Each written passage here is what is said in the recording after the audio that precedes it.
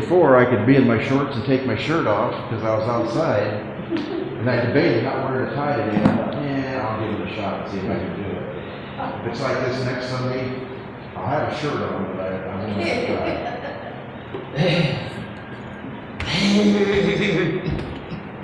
Or I need to get some more fans.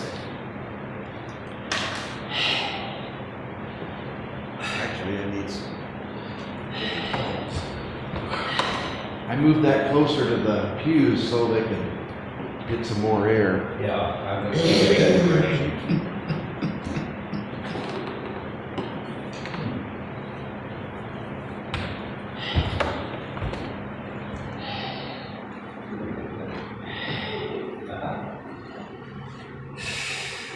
So while we're waiting, you want to hear, did anybody hear the Gavin Newsom's take on the Nobel Prize? Gavin Newsom. He said he's going to propose Trump for a Nobel Prize, a Nobel Peace Prize, because no one else has been able to end war as many times as Trump. The same war, Iran war, 38 times he's ended that war. He's been called. Yes, 38 times.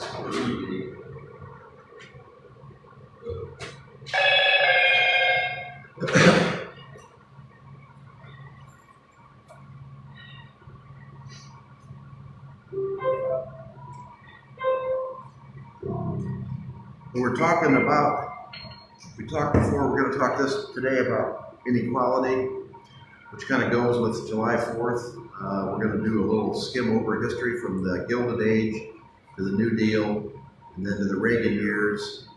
And then that brings us back to where we are today, which is the Gilded Age, which is why we have the picture of the Gilded Age, basically, of the rich plutocrats telling the poor people how they should live their life better, how they should work harder. And there's some pretty interesting things that but it's still, hope everybody got it. 1890s? 1890s, 1870 to 1890 was the Gilded Age. And that's the era, if you had remember your civics from high school, the robber barons, Rockefeller, Carnegie, let's see, who was the other one? Vanderbilt, the railroads. There was many more. Yes. Gould. Yep, Gould, Jay Gould. There were many more than those, but those are the three prominent ones that people remember.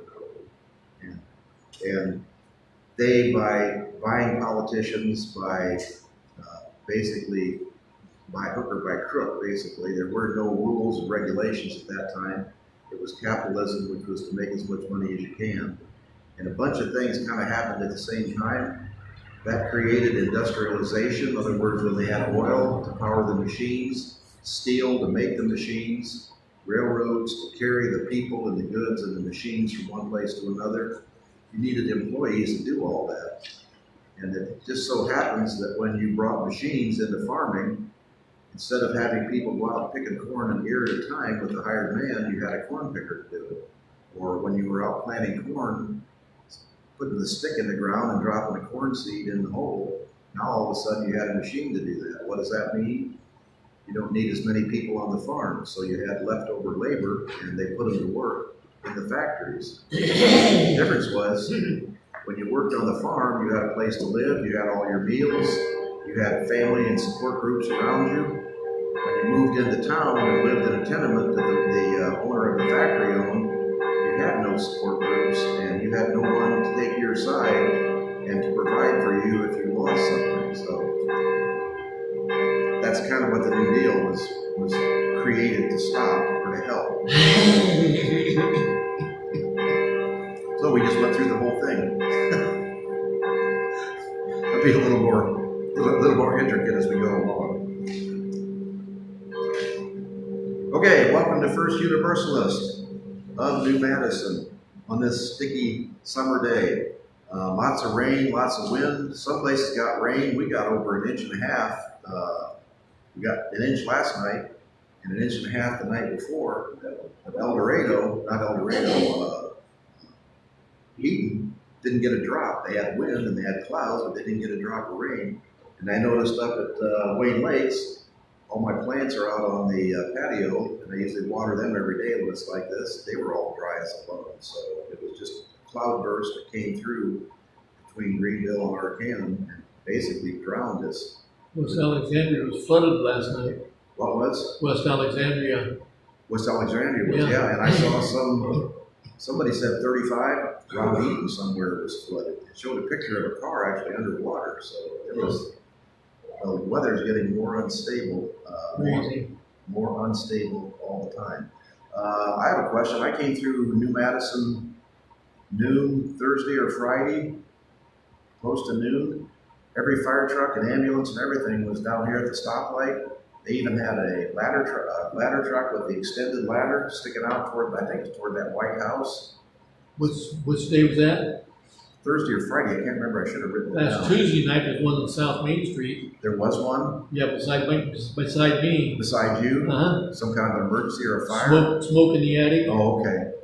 That must have been. Was it in the evening though? Yes. Because I don't think I came through. Maybe I did. I don't know. Okay. I came up to the school and the street was completely blocked off all over the place. We had fire apparatus from Wayne Street to the school. Yep. And I came through the school and went around the block. So I thought I'd go to Jungle Telegraph to find out what was going on. It was Friday evening around 6, 7 o'clock. Yeah, okay, that sounds about right. Yeah. Okay, our scripture today is Luke 14, 13, and 14. When you give a banquet, invite the poor, the crippled, the lame, the blind, and you will be blessed. Although they cannot repay you, you will be repaid at the resurrection of the righteous. The Bible tells us how to act, even though many of us who profess to follow the Bible don't seem to have read the Bible. Right, the prelude, summertime, perfect. Oh, do we have any announcements? Just our annual meeting of the congregation on July 19th. July 19th. That's 2 weeks from today. That'll be after the service. That's correct. And we'll have the phone, which-a-majig hooked up. If anybody wants to dial in, we'll give you the number that morning. You can listen. You don't have to talk, but you can actually speak to the assembled group, all 4 or 5 of us, and contribute. All right, summertime.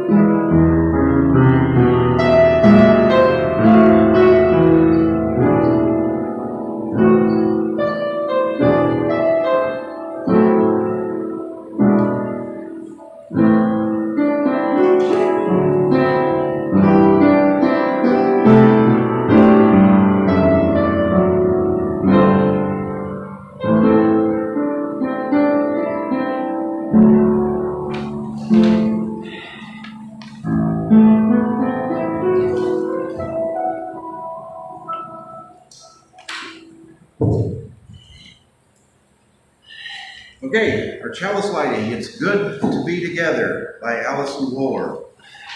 With thankful hearts, we have come together this morning to celebrate the bounty of the day, to bask in the warmth of this community. No kidding, we're basking in the warmth. To share with friends the tides of our lives, to entertain perennially our hopes for a better future. We join together this morning, as always, to resist injustice, to resist inequality wherever they may be found. Our hearts are touched by the human need we feel around us, whether far away or within the reach of our hand. We come here to be together because this is how we believe our lives are best lived, in questioning and in conversation, in compassion and in service, in gratitude and in joy, in companionship and in love. It is good to be together with you this morning. Our opening hymn is 200 in the blue hymnal, A Mighty Fortress. We're going Lutheran today.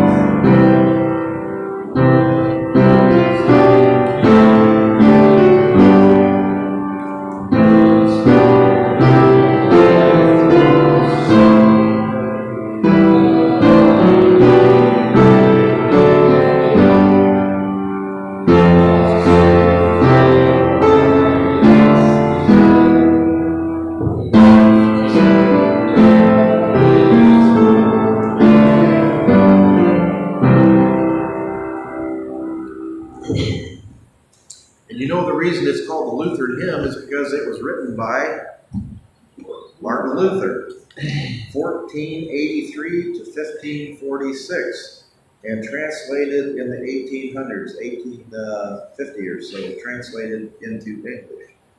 A mighty fortress is our God, a bulwark never failing, our helper sure amid the flood of mortal ills prevailing. For still our ancient foe doth seek to work us woe, with craft and power great, and armed with cruel hate, on earth is not an equal. Interesting words to consider, considering that is the foundation of the Lutheran religion. All right, our affirmation. Prayer of those who remember, by Paul Oatley.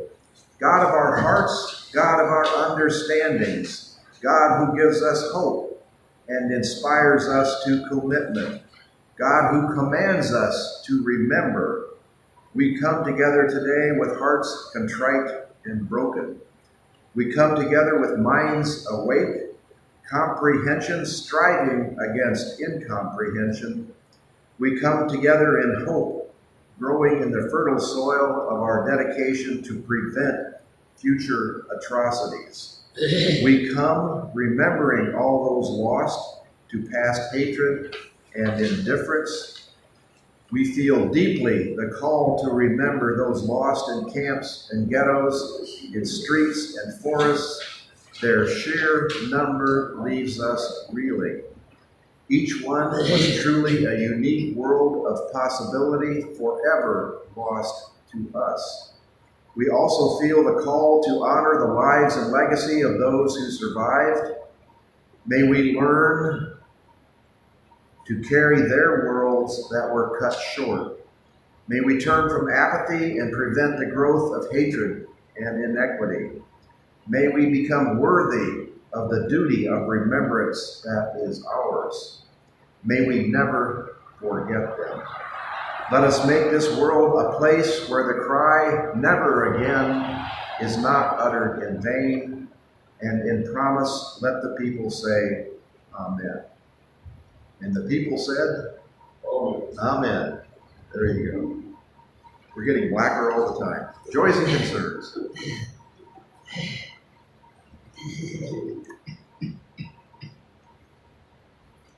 Well, hopefully the family's damage was not too great in the house where they had smoke in the attic. I think it's most of the water damage probably so it has a little flame. I have, as a volunteer fireman, I have heard that before. You broke all my windows, you broke the door in, you broke the doors getting up to the upstairs, and then you have water running down the stairs and through the rafters and everything else. Well, at least your house didn't burn down. So, we were also insulted by being called, this is a Pleasant Hill, and you know when you're in a rural fire department, you have to go way out in the country, sometimes you don't make it enough. So they would say, yeah, the summer savers are here. If you get the connection, the only thing that was left after we left was the basement, the cellar was there. So, but that was mostly in good humor. Most of the time we saved the structure. And when I was there for 10 years or so, we never lost a life. Well, we had traffic accidents where people died. But there were incidents before I got there that they used to tell stories of kids that died in fires in the upstairs of the house. And the worst story that I ever remember in my whole life was the German Baptist family where the 5-year-old kid was helping them fill silo and he fell into the blower. If you know what a silo blower is like, it's run on a PTO on a tractor and it blows silage through a fan up into the 60-foot tall silo. Just, that was a horror story that I'm certainly glad I was not there for that. All right. Russia, Ukraine, they're still at loggerheads. The Ukrainians are kind of getting their own back. We talked about this last week. They've pretty much isolated Crimea, which was the territory that's attached to Ukraine and only connected to Russia by a bridge. That bridge has been blown up like multiple times. The ferries that they used to go across have been blown up. So there is a tremendous gas shortage in Crimea. Only the military gets gas. There's a supply shortage. The troops aren't being supplied. All this is being done with drones. The Ukrainians have become masters at flying drones. They are now able to fly drones almost the complete breadth of Russia, 2,000 kilometers. And in Siberia, they're blowing up oil refineries with drones. I have no idea how they're doing that. And I don't think the Russians do either. So even in Russia, there are lines in Moscow for gasoline. So the Russian people are beginning to feel what's going on. The Ukrainian people, every night there are missiles, bombs, drones falling on Ukraine. Every night, 10, 20, 30 people are killed. And these are not military targets. They are blowing up. The last one was a city bus driving through the city was targeted by a drone with 4 people killed on a city bus. I mean, it's hard to understand that kind of behavior. But it goes along with, we'll light a candle for Israel and Palestine. I think I mentioned last week, over 200 reporters, Al Jazeera and other independent reporters have been killed by the Israelis. Many times they would strike a house or a hotel or a building, And then when the reporters and the first responders would come to try and save the survivors, they would strike it again, intentionally trying to kill the reporters and the first responders. So there's been a tremendous number of medics and doctors and nurses killed, and 200 more reporters have been killed in Israel than have been killed over the entire rest of the world in the last 5 years. So it's hard to believe they're not being targeted intentionally. So,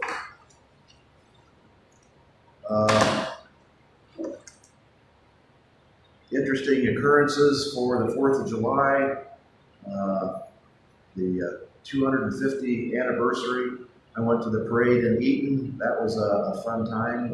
Not many people on the streets when it was 95 degrees. That's not too surprising. Lots of kids because everybody throws candy out, so it's a good day for the kids. And lots of happy people in Eaton, so it was fun to be there.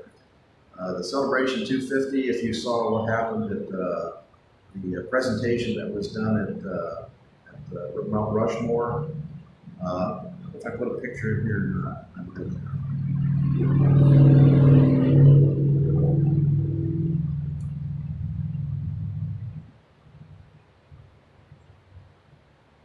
No, I didn't put the picture in. I have it, but I didn't get it in. On the plane out to Mount Rushmore, which, as you know, the plane is a plane that was given by the country of Qatar, the United Arab Republics, the U.S. Taxpayer, us. We have spent millions and millions of dollars retrofitting it to make it Air Force One. When the president leaves office, he's going to keep the plane, so it's just kind of typical of everything else that has gone on. They served cookies on the plane out to Mount Rushmore. I wish I had put the picture in. The picture is Mount Rushmore with Trump's face added to Mount Rushmore on the cookie. Was that official? I mean, was that coming out of the White House? That was a reporter took a picture. Actually, somebody from the White House posted that picture. A reporter on the plane, and how the press corps rides on the same plane. They were served Mount Rushmore cookies, but their cookies did not have the president's picture on it. So there's a dual picture of what the people in the front of the plane, is the fancy part of the plane, but they were served first class. Got a picture with got a cookie with Trump's picture on it, and the other 4 people. And the reporters got one with just the standard Mount Rushmore. And the speech that Mount Rushmore was that we are being invaded, the standard speech, we are being invaded by foreigners. Only now the foreigners are communists, and they are bringing communism to the country. Evidently, there is a lack of understanding that social democracy is different than communism. And the hope is, I think, that if you can say commies like McCarthy in the 40s and do the Red Scare, you can scare people to think communism is taking over. So we'll see what happens with that. As you know, social Democrats, which are a progressive area, kind of a left wing of the Democratic Party, won 3 seats in the primary seats in New York and a primary seat in Colorado. The primary seat in Colorado is pretty amazing. A 29-year-old woman who has never been in politics ran as a social Democrat and defeated a standard, thoroughbred, regular Democrat who has been in the House for 30 years. Her service of 30 years is longer than this other woman has been alive. And this 30-year servant was defeated by the Democrats in Colorado, who want a more progressive, more militant, I guess you would say, Democratic response. So we'll have to see how that shapes politics as it comes along. Floods, tornadoes. The weird thing was, how many saw the alligator attacks in Florida? Some woman was swimming in 3 feet of water, and an alligator bit both of her arms off. Bit her arms completely off, and she bled to death before they could get her to the hospital. They showed the EMT trying to get his tourniquet off, but if your arms are gone, there's nothing to put the tourniquet on. So it's just a horrifying thing. But there were also 2 other alligator attacks in Florida. They were just bitten and then released. But that's just crocodile on the beach too, or something. The crocodile was in. Yeah, that was in Mexico. That was in Mexico, Yeah, and that killed that guy too. That pulled him underwater and kept him there until he drowned. Yeah. So global warming is bringing the creatures from the deep in a more interaction. Plus, there's more people. There's less environmentally safe habitat for these creatures. And so the two are mixing. I'm sure you saw the thing about the black bears. Tennessee, there actually was a black bear spotted in Xenia, Ohio, just down the road from here, running through a park. And black bears are normally not aggressive, but they're kind of like the big example of raccoons, which I'm having trouble with. They're tearing down my bird feeders, or even tearing down my hummingbird feeders just to get the sugar water. So now I have to bring the stupid things in every night, because if I don't, it's right outside my bedroom window where I can watch the hummingbirds eat. They'll be bang, bang, bang. There'll be a dang raccoon banging on the window, taking my feeders down. So, and I thought I was safe for a while because there was a raccoon run over on the road out in front of my house. I thought maybe that was the culprit, but nope, he's got brothers and sisters. So enough of our problems there. Any other? Yeah, let's light a candle and thank you for those community members who put on such a great program over the. Yes, 4th of July. Had a lot of time and effort. You probably more, as in most communities, but very much appreciated. There was a tremendous demand because of the 250 years, so there was a shortage. The prices went up. It was harder to pay for everything. That was the night Tara got back from annual conference. As you know, the Church of the Brethren always has their conference on July 4th week. You know why? Because the Church of the Brethren, which is why we joined the church, are cheap, and you can rent a meeting facility really cheap because nobody else comes to a conference on the 4th of July. Nobody else has a gathering during the holidays. So you can rent a conference center for next to nothing. So every year the Church of the Brethren meets on the 4th of July.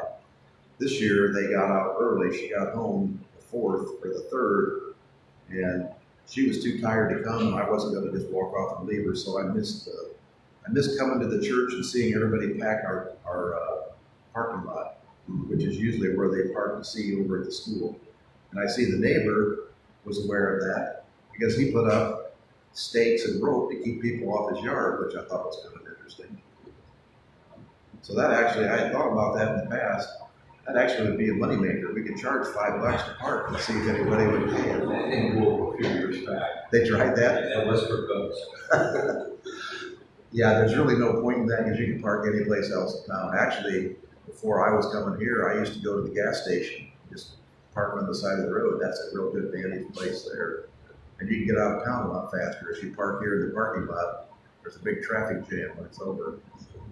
All right, one more candle lit for those who are not in attendance, but we are aware of their existence, and hopefully they will be in touch if they need anything or just want to let us know that they are okay. We would appreciate that.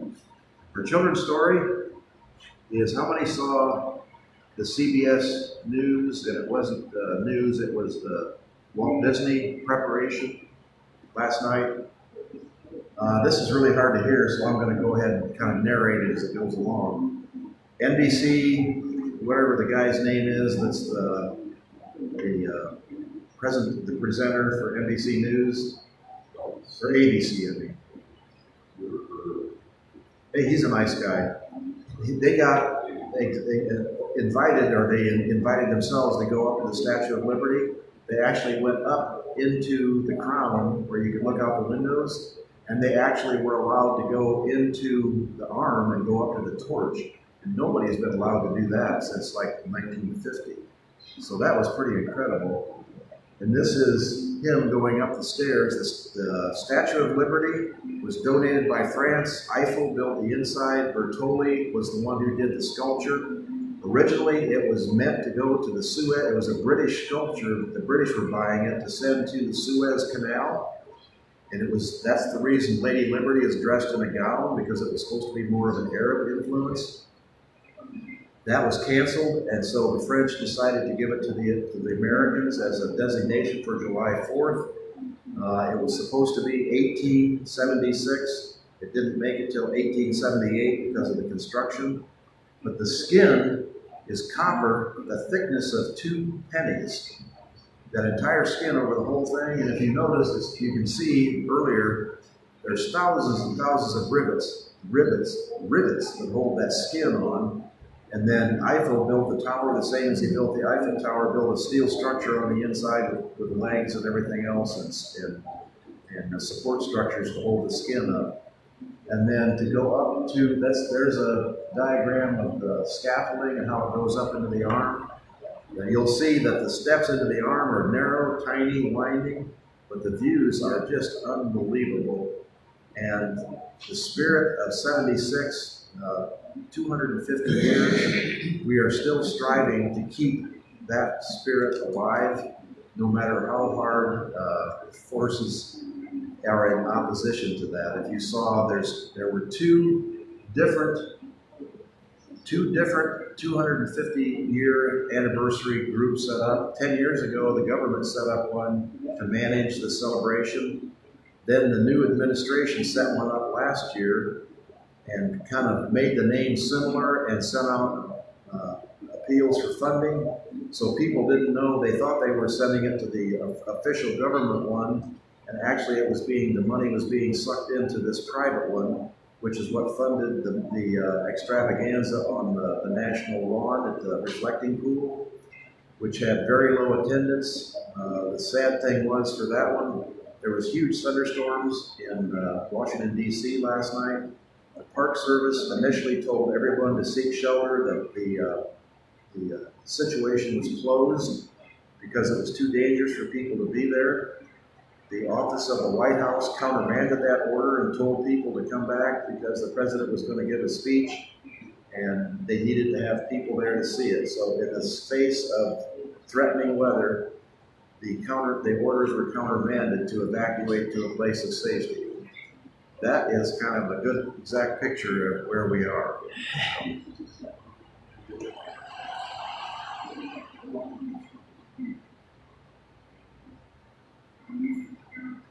This is a view you will never see. I know it's hard to see and it's dark, but it's a view you will never see any place else in any other time unless you go back and pull up the video. That's going up in the torch. He is going up into the torch on that little tiny ladder.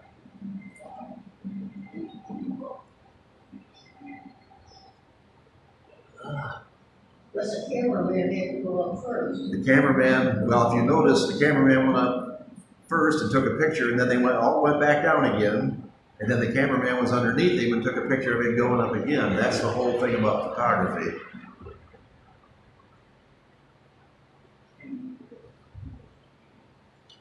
That's the view from the torch.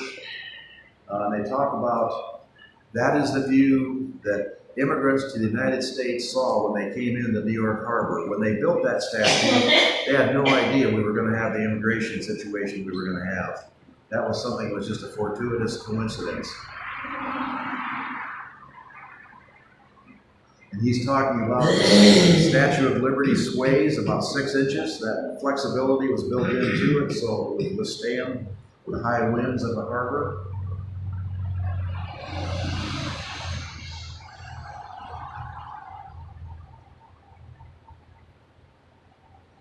All right, I think that's the end of it.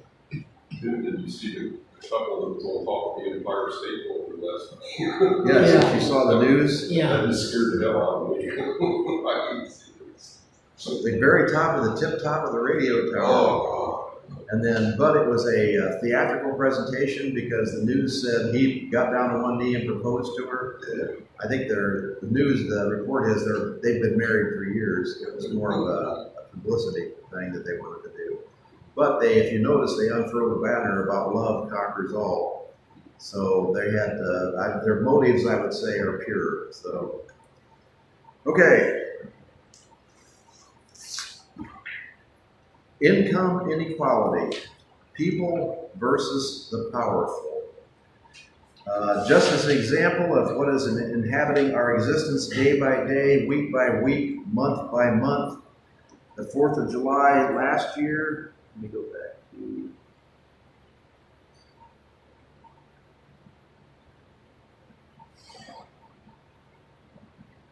This is the Kennedy Center.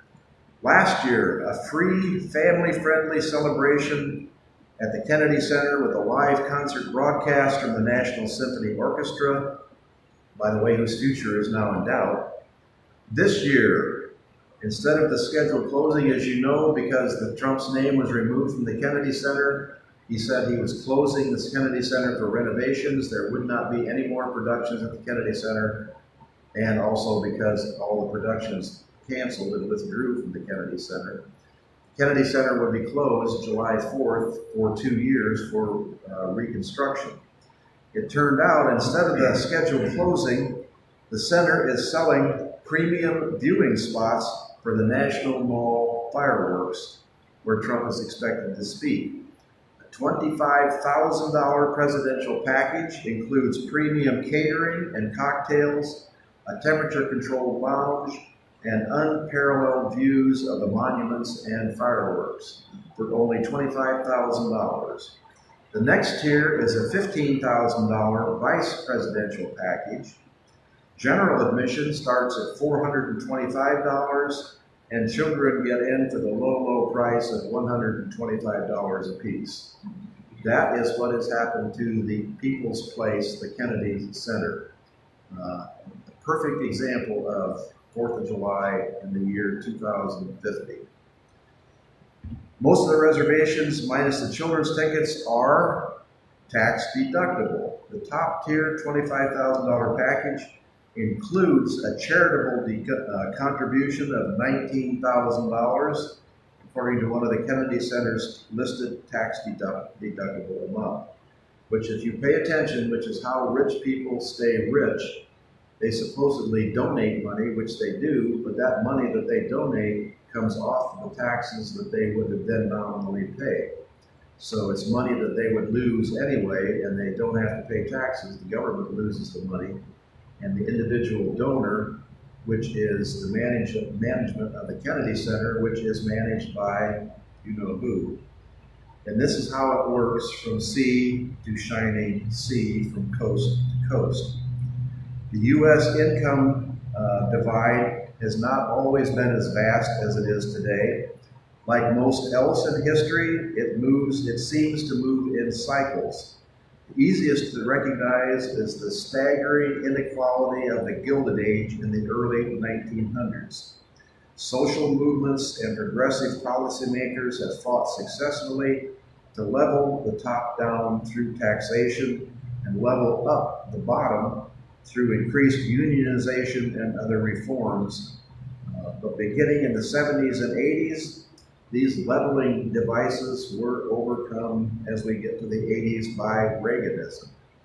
So, as you know, and I've talked before, at the end of World War II and into the 50s and the beginning of the 60s, the top tax rate for the wealthy was 90%. Actually, it was 92%.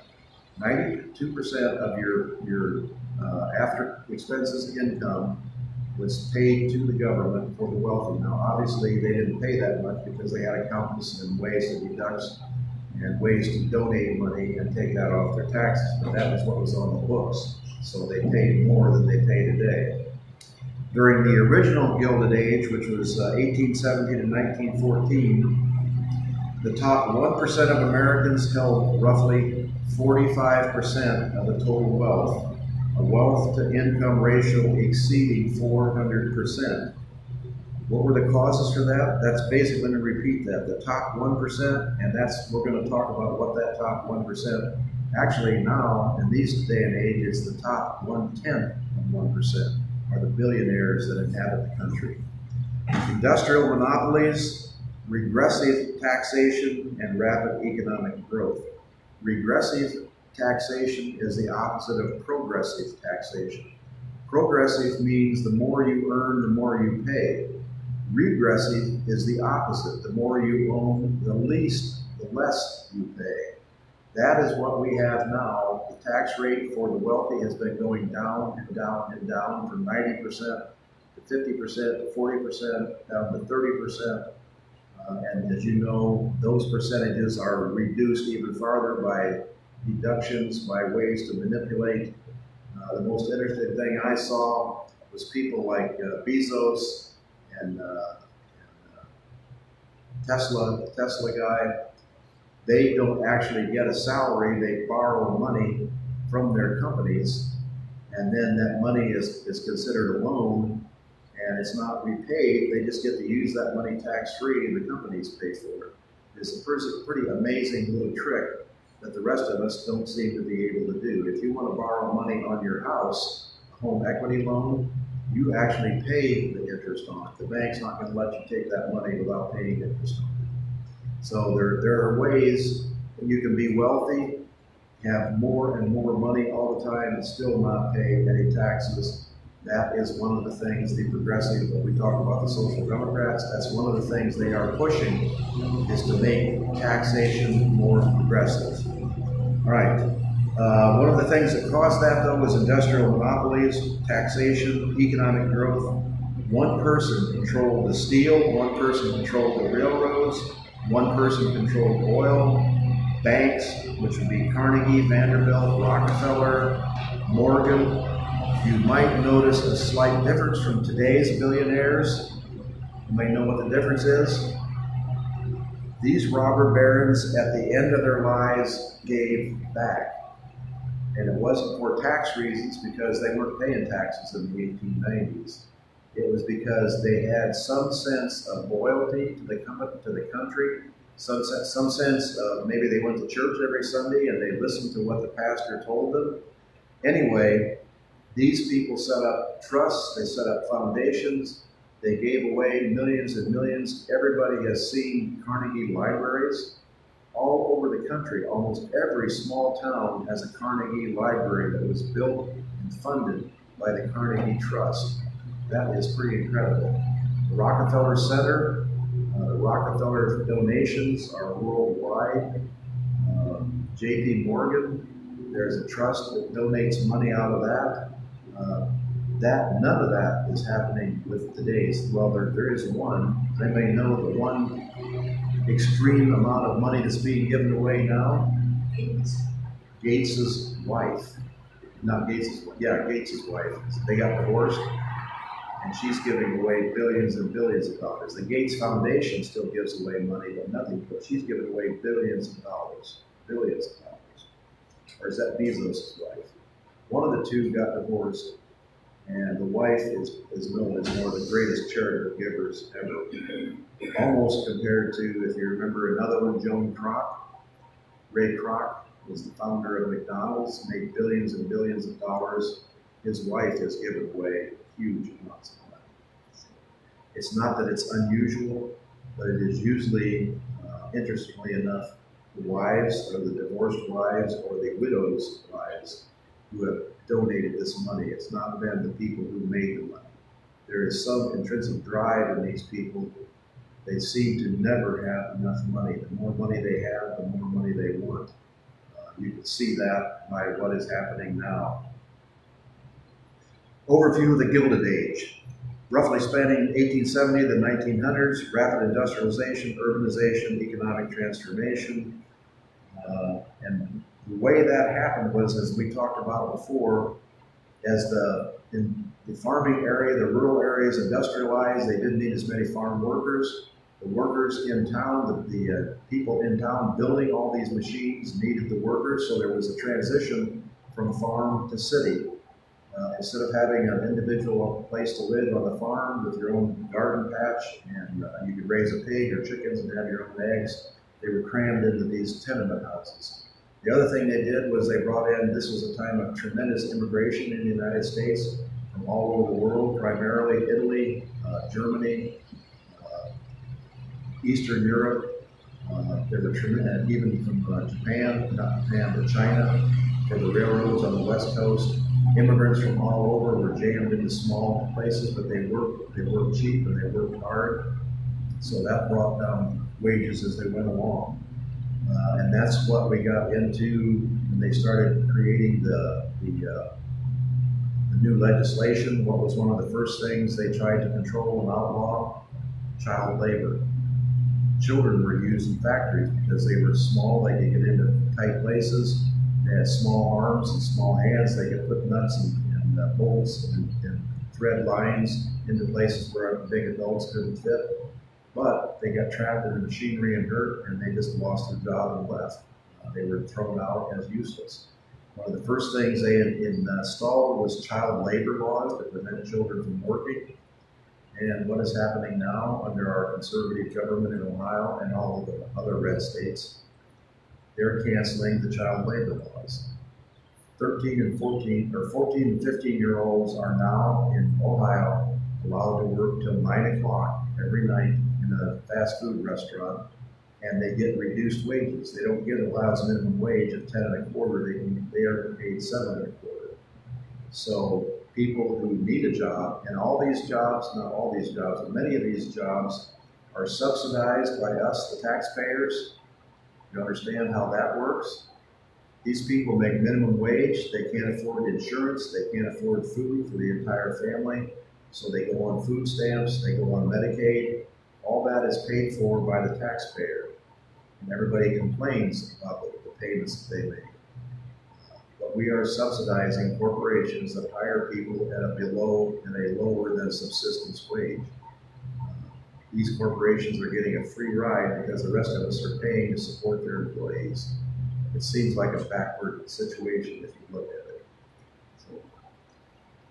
it. Disparity called a stark contrast between the opulent lifestyles of the elites who built mansions, hosted extravagant events, compared to the struggles of working class Americans. Henry Ford, which is why I put that picture in. This is a picture of the Ford Motor Plant. 13,000 employees in 1913. 13,000 employees were brought out for a picture. I don't know if they were paid to come out and take that picture or whether they did it on their own free time.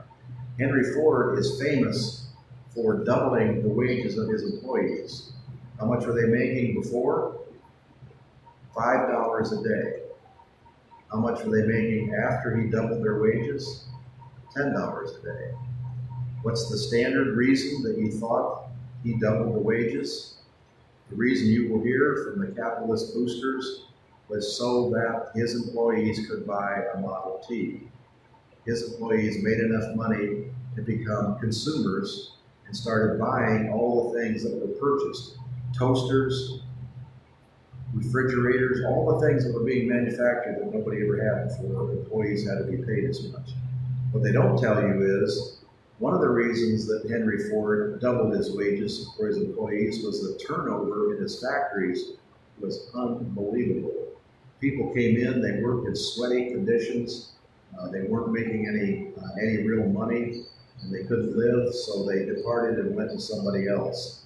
Or they went to a different job, or they went back to the farm. They went someplace else, they didn't work there. To create a stable workforce, Henry Ford had to increase the wages and then took the benefit of it, or took the praise and say he was doing it to help the country. But actually he was helping Henry Ford. You know, Henry Ford got the idea and was able to create this kind of a business. He went to a slaughterhouse and watched the progress of the slaughterhouse. And what did he see? In the slaughterhouse, they had an assembly line. One person killed the pig, the next person stuck the pig and bled it, the next person started to skin the pig, the next person finished skinning the pig, the next person put it down and started chopping off the front legs, the next person chopped off the back legs. There was an assembly line that went through. After Henry Ford saw this, he went back to the factory. The people that worked in the factory building Model Ts, the craftsmen built Model T from beginning to end.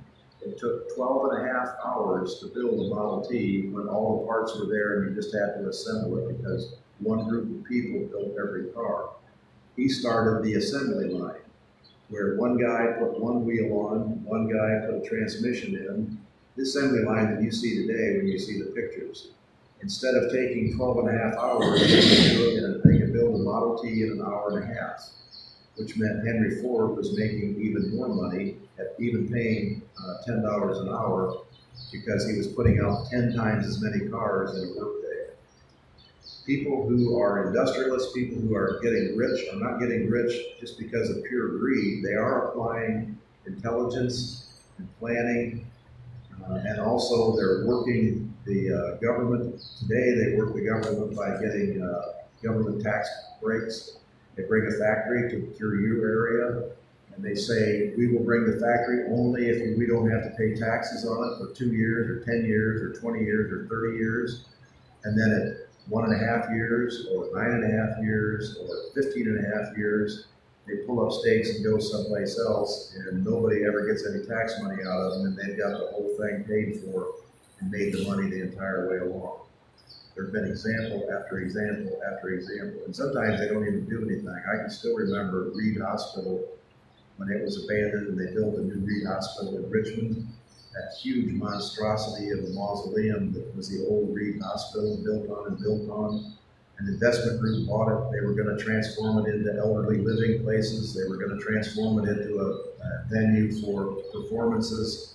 They got government subsidies. They got paid by the governments to do that. They sat on it and did nothing. It was repossessed, sold again with subsidies. Eventually, the county government of Wayne County and Richmond had to pay to have it torn down themselves, because the rich elites went through and mined it, took all the money possible out of it, and then left town with the money where they couldn't be reached and nobody could get the money back. And this happens over and over and over again. People are smart enough to work the system. They're smart enough to work the people who control the system. We're running into that now. Agreements where the non-disclosure agreements, NDAs, you hear about those all the time. When the county council or the village council or the city council votes to vote tax abatements, they always have to find or form or sign non-disclosure agreements, so nobody knows if they were offered anything. Nobody knows what the agreement is. Nobody knows for how long it lasts. This seems like a complete indication of fair government, open and aware of what's going on. The people should know what is going on at all times. Okay, so we talked about industrialization. Then we got into the New Deal, which basically empowered unions. It empowered safety rules. It empowered the prevention of child labor. It involved Social Security, where people had pensions when they retired. They had something to live on. All of the things that we look at that support, when people say they hate socialism, most of them are collecting Social Security, most of them have medical benefits. All those things are a Social Security related item. Then we came to the years of the Reagan years, and we started hearing things like welfare queens. And the classic one is when there's a knock at the door and someone says, I'm the government and I'm here to help you. They turn that into an insult. They say when the government is here to help you, it will destroy things. If you look at what happens when you take the government out of the operation of the world, out of the operation of society, see what's happening to the national parks once we fired all the national park employees. See what's happening to the fire services, the Forestry Fire Service, when they fired all the fire service people. When there's a fire, we want the government there. That's what the government, when you say social services, that's when the fire department shows up. That's a social service. That's a social income. That's a social. The guy's wife supposedly had testicular cancer, because anything that's in one family member, they stick to the other family member and try to get it past the government to get paid. And then they cut the government, the people who oversee the government, who check for fraud, they fired all those people. It's plain as the nose on your face. So I got way off track here, and so we're going to have to finish some other time. But you get the principles. All these 13,000 people that were working for Henry Ford, their lives were improved, but they were not improved without some cost. And we are going backwards on that. Right now, there's only, I think, 6% of private companies are unionized. Only 6% of private companies are unionized. And only 13% of government entities are unionized. And many of the governments, how many of the turnover of the police support conservatives? How many fire department unions support conservatives? It still escapes me what the rationale is for that, which we may have to discuss that sometime in the future. All right, comments, questions? All right, let's go to the offering. We will build a land, a good patriotic tune. If you have something to contribute, please do. Let's see. Are we at the first Sunday or is that last Sunday? This is the first Sunday. This is the first Sunday. And fish. So we got fish today too.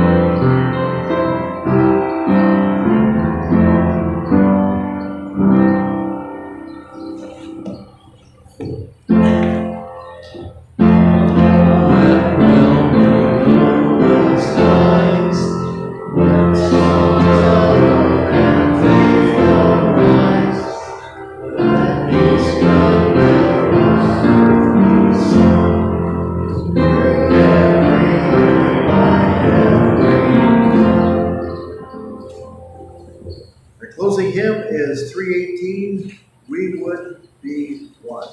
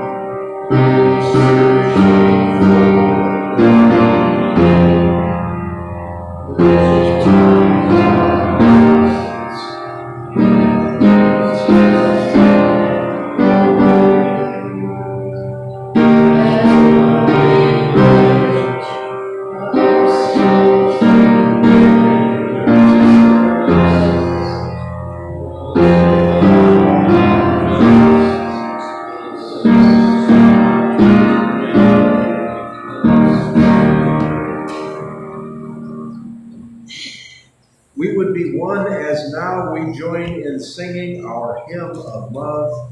We pledge ourselves anew to that high cause of greater understanding of who we are and what in us is true. We would be one in living for each other to show to all a new community. We are looking for that community. Right. A shared path. Let us leave this gathering not with the pressure to be polished, but with the permission to be real, to say the awkward thing kindly, to reach out before words are perfect, to risk being seen, and in doing so, make space for others to be seen too. In a world that often asks us to curate and filter, may we remember truth is magnetic, and small acts of honesty can call a community into being. Carry this light with you, not in your hands, but in your words, in your invitations, in your willingness to begin. Our postlude, you are a grand old flag.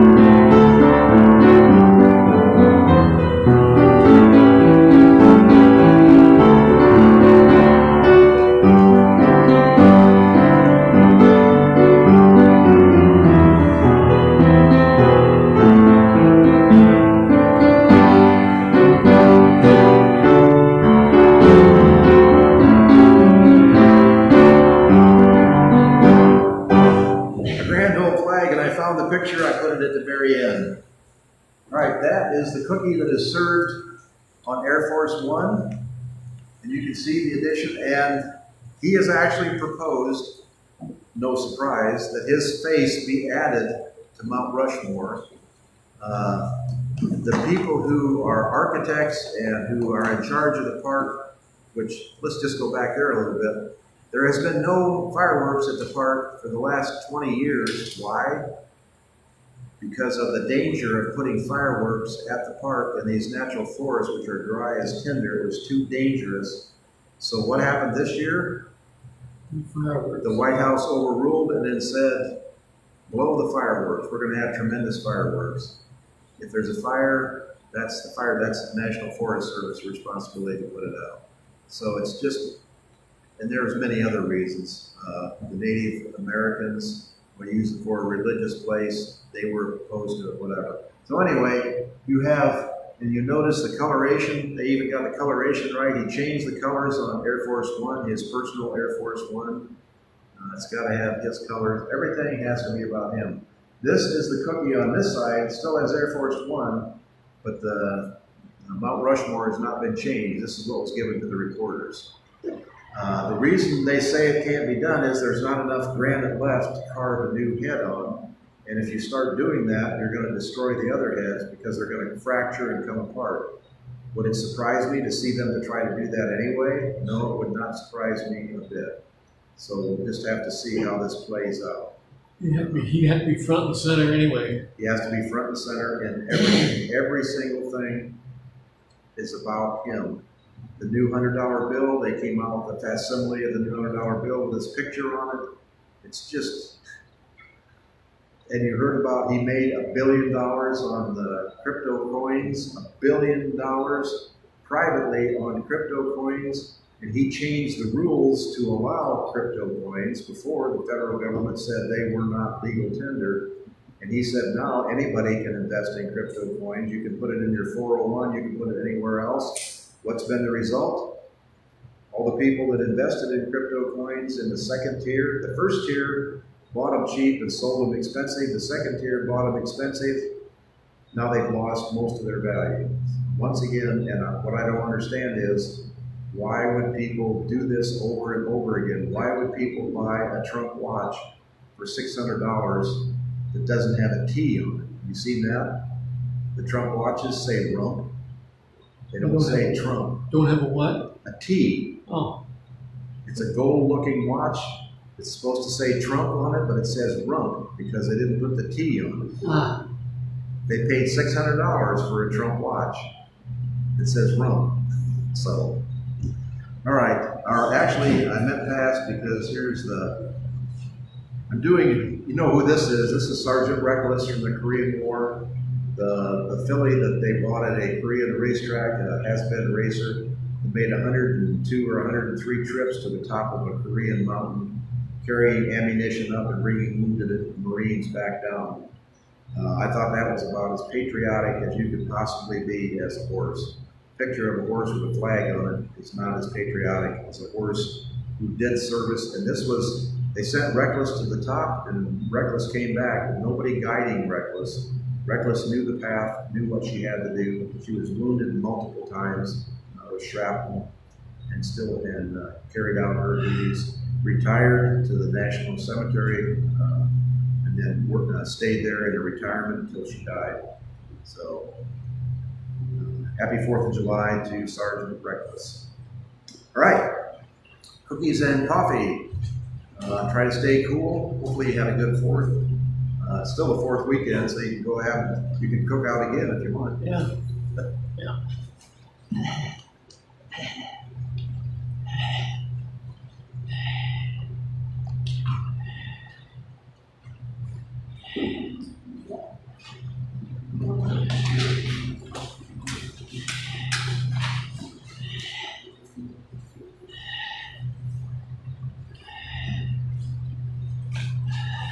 Did you notice when the mowing started and stopped? The mowing just started back. That's our services order.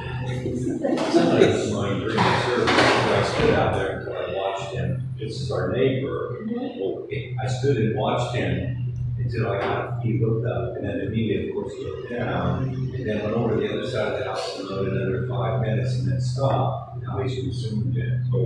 Because he has hopefully a memory, because that memory is we modified the Carolyn so he could sleep at night when he works. Oh, yeah. Well, that's true, we did. Now, he may not remember that. He may think I'm just an old guy that's really, ticked off that he's going to go over or whatever. But he doesn't have to get messages, however subtle they are. It didn't sound very subtle to me. It was coming. He could see all of our doors open. He came right through here, all the way to church, and he just was most standing there for up until late. But he couldn't stop immediately. He waited a little while, and then now he just started up at 11 or 1. He started back. I remember though when he works up at Sheriff. I remember that. Yeah. I didn't remember who it was. I mean, Chad's facility.